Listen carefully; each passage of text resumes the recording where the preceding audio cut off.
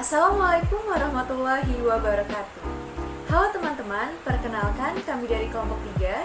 Saya Windy Fitria Wiranti bersama dengan 3 rekan saya yaitu Tufaila Mujahidah, Deandra Zeta Chandra, dan Bagas Yuliat Maji. Di video kali ini kami akan mempresentasikan materi mengenai teori belajar dan mengajar serta prinsip-prinsip yang mendasari proses belajar dan mengajar atau pengajaran. Kalian pasti udah gak asing lagi kan yang namanya belajar? Apakah belajar hanya berpikir atau membaca buku? Sebenarnya belajar itu apa sih? Belajar merupakan suatu proses perubahan di dalam kepribadian manusia, dan perubahan tersebut ditampakkan dalam bentuk peningkatan kualitas atau kuantitas tingkah laku seperti peningkatan kecakapan, pengetahuan, sikap, kebiasaan, pemahaman, keterampilan, dan daya pikir. Jadi dapat kita simpulkan bahwa belajar merupakan sebuah proses usaha sadar yang dilakukan oleh seorang individu untuk dapat melakukan suatu perubahan dari yang tidak tahu menjadi tahu, dari yang tidak terampil menjadi terampil, dari yang tidak memiliki sifat baik menjadi lebih baik, dan lain sebagainya. Kemudian, ada beberapa jenis-jenis belajar. Yang pertama adalah abstract learning atau biasa disebut sebagai belajar abstrak. Apa sih yang dimaksud dengan belajar abstrak itu? Belajar abstrak adalah belajar yang menggunakan cara-cara berpikir abstrak untuk memperoleh suatu pemahaman dan pemecahan masalah-masalah yang tidak nyata. Seperti contoh, seorang peserta didik yang sedang belajar matematika, astronomi, filsafat, kimia, dan materi pembelajaran yang berkaitan dengan akidah.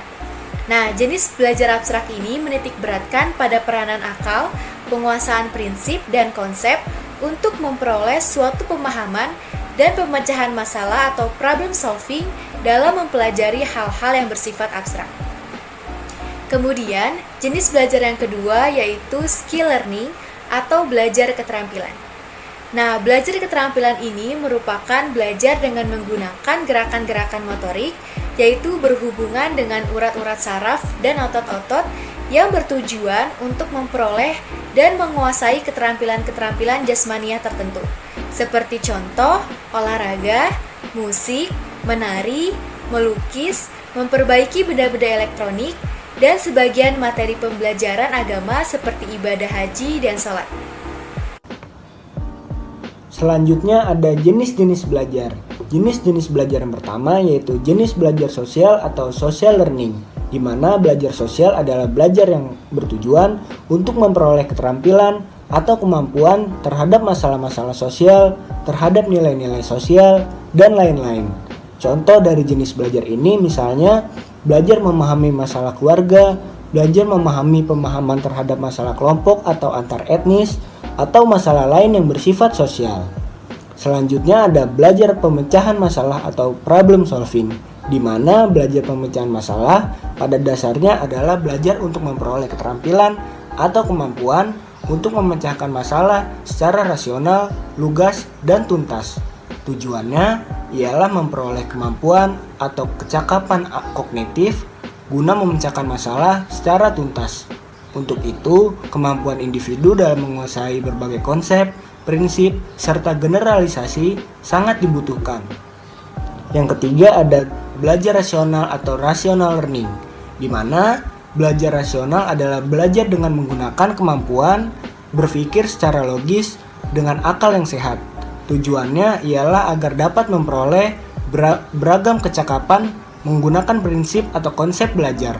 Dengan belajar rasional, individu diharapkan memiliki kemampuan rasional problem solving, yaitu kemampuan memecahkan masalah dengan menggunakan pertimbangan dan strategi akan sehat, logis, dan sistematis. Selanjutnya yang keempat ada belajar kebiasaan atau habitual learning, di mana belajar kebiasaan adalah proses pembentukan kebiasaan yang baru untuk perbaikan kebiasaan yang telah ada. Dalam belajar kebiasaan, selain menggunakan perintah, pengalaman khusus, juga menggunakan hukum, serta ganjaran. Tujuannya agar individu dapat memperoleh sikap dan kebiasaan yang baru yang lebih tepat dan lebih positif. Dalam arti selaras dengan kebutuhan, ruang, dan waktu bersifat konseptual. Selanjutnya ada belajar apresiasi atau appreciation learning, di mana belajar apresiasi pada dasarnya adalah belajar mempertimbangkan nilai atau arti penting suatu objek. Tujuannya agar individu dapat memperoleh dan mengembangkan percakapan antar rasa. Dalam hal ini, kemampuan menghargai dapat berjalan secara tepat. Misalnya dalam mengapresiasi sastra, musik, dan seni lukis. Selanjutnya ada belajar pengetahuan atau study, di mana belajar pengetahuan dimaksudkan sebagai belajar untuk memperoleh sejumlah pemahaman, pengertian, informasi, dan sebagainya. Belajar pengetahuan juga dapat diartikan sebagai program belajar terencana untuk menguasai materi pelajaran dengan eksperimen. Tujuannya ialah agar individu dapat memperoleh atau menambah pengetahuan, informasi, pemahaman terhadap pengetahuan tertentu. Teori merupakan prinsip kasar yang menjadi dasar dalam pembentukan suatu ilmu pengetahuan. Di sisi lain, belajar merupakan proses perubahan yang terjadi pada suatu individu, di mana ini dikarenakan atas adanya pengalaman-pengalaman yang dialami oleh individu tersebut. Nah, guna mencapai tujuan dari pembelajaran, maka diperlukanlah teori belajar dan pembelajaran yang efektif dan efisien, yang cocok, sehingga tujuan dari belajar tersebut dapat tercapai. Dalam dunia pendidikan, kita mengenal banyak sekali teori pembelajaran. Nah, di sini kami akan menjelaskan 4 macam. Yang pertama adalah teori behavioristik, di mana dalam teori ini lebih mengedepankan pada perubahan tingkah laku sebagai hasil dari proses pembelajaran. Nah, implementasi dari teori ini adalah pemberian reinforcement ataupun punishment dalam proses pembelajaran itu sendiri. Kemudian ada teori kognitif, di mana dalam teori ini itu lebih mengedepankan pada proses pembelajaran dibandingkan dengan hasil pembelajaran itu sendiri. Nah, teori ini lahir sebagai kritik atas teori behavioristik, di mana mereka menganggap bahwa tingkah laku seseorang itu tidak dapat dipengaruhi oleh adanya reward ataupun reinforcement. Di sisi lain, tingkah laku seseorang itu dapat dipengaruhi oleh adanya pemahaman-pemahaman ataupun insight yang orang tersebut miliki terhadap suatu situasi. Kemudian ada teori sibernetik, di mana teori ini juga mengedepankan pada proses pembelajaran yang ada. Namun demikian dibutuhkan adanya teknologi guna mengakses informasi yang cepat dan tepat. Teori ini lahir sebagai hasil dari tuntutan masyarakat, di mana masyarakat menginginkan adanya pendidikan yang berbasis pada teknologi informasi. Kemudian ada teori humanistik, di mana teori ini lebih memikirkan kepada kepribadian dari manusia ataupun individu itu sendiri. Teori ini mengasumsikan bahwa semua teori itu adalah baik dan dapat dimanfaatkan.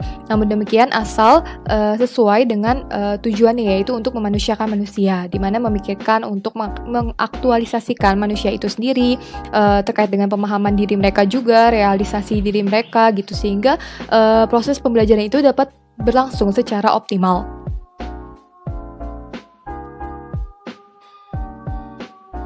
Selanjutnya terdapat beberapa prinsip proses belajar mengajar, dan implementasi dari prinsip proses belajar mengajar ini sebenarnya bertujuan untuk membuat peserta didik itu jauh lebih aktif dan bergairah dalam belajar. Jadi proses pembelajarannya itu dirasa jauh lebih menyenangkan dan tidak monoton. Prinsip pembelajaran ini meliputi 6 hal.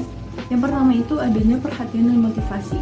Perhatian ini menjadi aspek yang paling penting dalam proses belajar, karena perhatian terhadap bahan ajar yang sesuai dengan kebutuhan siswa itu tentunya akan membangkitkan motivasi siswa untuk belajar serius. Dan dengan adanya motivasi ini kan berkaitan dengan minat. Jadi kalau minat siswanya itu tinggi untuk menguasai suatu ilmu tertentu, maka motivasinya pun akan tinggi dan akan berpengaruh terhadap hasil belajarnya. Dan yang kedua, ada keaktifan. Di sini peserta didik itu dinilai sebagai penentu apakah ada proses pembelajaran atau enggak gitu. Karena belajar itu tidak bisa dipaksakan dan juga nggak bisa dilimpahkan ke orang lain. Jadi di sini tergantung peserta didiknya mau aktif atau enggak, ya dia yang jadi penentu gitu. Kalau misalnya dia aktif, tentu aja di sana ada proses belajar. Sedangkan kalau dia memilih untuk menjadi pasif, tentu saja di sana nggak ada proses pembelajaran yang maksimal. Yang ketiga, adanya keterlibatan langsung atau pengalaman. Di sini ada salah satu tokoh namanya Edgar Dale. Edgar Dale itu mengklasifikasikan pengalaman menurut tingkatannya tertentu gitu. Jadi menurut Edgar Dale ini, belajar yang baik itu belajar yang berdasarkan pengalaman langsung. Jadi mengklasifikasikan itu dari pengalaman yang abstrak menjadi pengalaman yang lebih konkret gitu. Selanjutnya, yang keempat di sini ada pengulangan. Pengulangan ini maksudnya pembelajaran yang efektif yang mampu dicerna oleh peserta didik secara lebih maksimal. Itu adalah pembelajaran yang berulang. Yang kelima, ada tantangan. Di sini maksudnya karena kan setiap dalam proses pembelajaran itu tentu aja peserta didik pasti akan mengalami hambatan, dan hambatannya itu adalah ketika harus memahami bahan ajar gitu. Nah, jadi ketika peserta didiknya ini mampu melewati hambatan tersebut dengan menguasai suatu bidang ilmu tertentu, maka dia akan mencapai tujuannya gitu. Maka dia akan berhasil dan prestasi belajarnya pun akan baik. Kemudian ada perbedaan individu. Nah, perbedaan individu ini sebenarnya bisa dilihat dari dua sisi, yaitu sisi horizontal dan sisi vertikal. Kalau dari sisi horizontal ini dilihat berdasarkan kecerdasannya, berdasarkan bakat, minat, ingatan, emosi, dan sebagainya. Sedangkan kalau dari sisi vertikal ini berdasarkan tinggi badan, berat badan, terus tenaga, dan sebagainya. Jadi sebenarnya dua sisi mau horizontal ataupun vertikal itu juga mempengaruhi cara belajar dan hasil belajar seorang murid gitu. Nah, perbedaan individu inilah yang harusnya menjadi pokok perhatian dari setiap pendidik ya, untuk mengetahui nih apakah murid ini termasuk dalam tipe auditif, tipe visual, atau tipe motorik, seperti itu.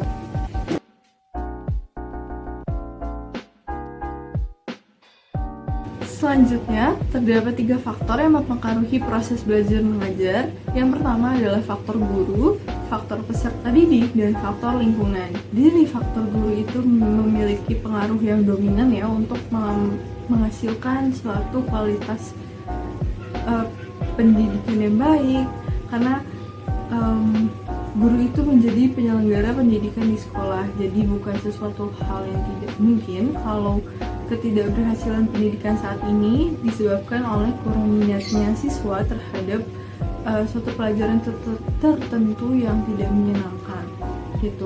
Apalagi ditambah dengan adanya pandangan bahwa guru tersebut tidak menyenangkan atau kaku, terus pembelajaran yang monoton, tentu aja hal tersebut akan menyebabkan sulitnya mencapai kata berhasil dalam mencapai tujuan pendidikan. Selain itu, seorang guru juga akan dicontoh dari cara mengajarnya, sikap dan karakter guru di depan kelas, tinggi rendahnya pengetahuan yang dimiliki, dan bagaimana guru tersebut mentransfer ilmunya kepada murid.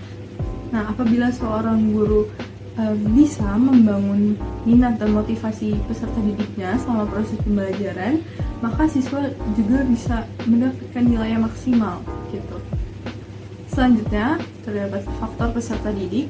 Di sini peserta didik itu kan yang menjadi penerima berbagai transfer pengetahuan, sikap, keterampilan guna perubahan dalam dirinya sebagai bentuk dari proses pembelajaran.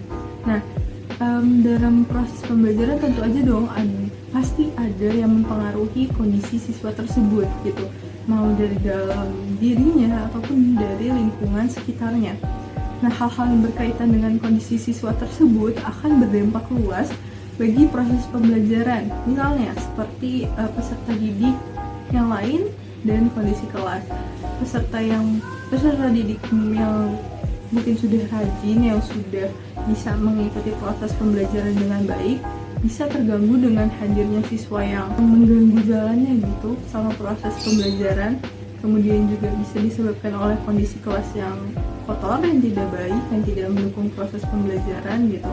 Selain itu juga rendahnya minat atau motivasi siswa dalam menguasai suatu pelajaran tertentu. Yang ketiga terdapat faktor lingkungan. Faktor lingkungan ini mencakup faktor faktor lingkungan sekolah maupun lingkungan di dalam kelas gitu. Jadi di sini lingkungan kelas itu kan menjadi tempat yang sangat mempengaruhi proses pembelajaran ya, karena kan di sini terjadi interaksi pembelajaran antara guru dan peserta didik gitu. Jadi kalau kondisi ruangan kelasnya, sarana dan prasarananya buruk, pasti itu juga akan menghambat proses pembelajaran, karena kan pastinya murid-murid tuh merasa nggak nyaman, yang akan memperburuk kualitas proses pembelajaran di kelas. Jadi sebenarnya di sini yang dilihat adalah sarana dan prasarana yang digunakan untuk menunjang proses pembelajaran. Kemudian ada lingkungan sekitar sekolah. Di sini lingkungan sekitar sekolah juga berpengaruh terhadap proses pembelajaran, karena jika sekolah itu berada di tempat yang sejuk dan asri gitu misalnya, di sini juga pasti kan siswa akan merasa lebih nyaman dalam proses pembelajaran dan pastinya akan terbantu gitu dengan suasana yang baik.